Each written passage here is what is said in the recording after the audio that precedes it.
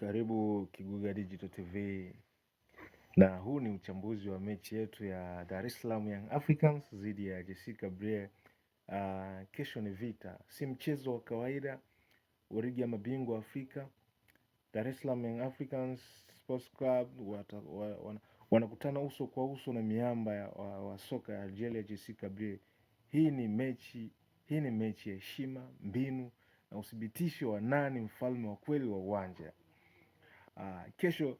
Kesho tarajia pressure ya hali ya juu kuanzia dakika ya kwanza wakiwa nyumbani. Wanacheza kwa kasi kubwa, wanapandisha mabeki, wanatumia pembeni kwa nguvu na wanataka bao la mapema ili kuwazoofisha wapinzani wao. Lakini JS Kabylie si wageni wa michuano ya Afrika. Hii ni timu yenye uzoefu mkubwa sana. Wanajua kucheza mechi za ugenini kwa akili, watapunguza kasi ya mchezo, watacheza kwa nidhamu ya hali ya juu, wakisubiri kosa dogo tu wawazibu kwa counter attack kali. Dakika 20 za kwanza zitakuwa vita ya kiungo. Atakayeshinda katikati ya uwanja atatawala mchezo, na Dar es Salaam ya Afrika, kumbuka, watamkosa kiungo wao fundi Mohamed Damalo mkata umeme, ambaye kimsingi ana kadi 3 za njano ambazo amezipata katika michezo 3 ya nyuma. Kama Yanga watadhibiti pressure na kutumia mashabiki wao kama silaha ya 12, wana nafasi kubwa ya kupata matokeo mazuri. Lakini wakifanya makosa ya kizembe tu nyuma ya JS Kabylie, wanaweza kuwashtua wakati wowote.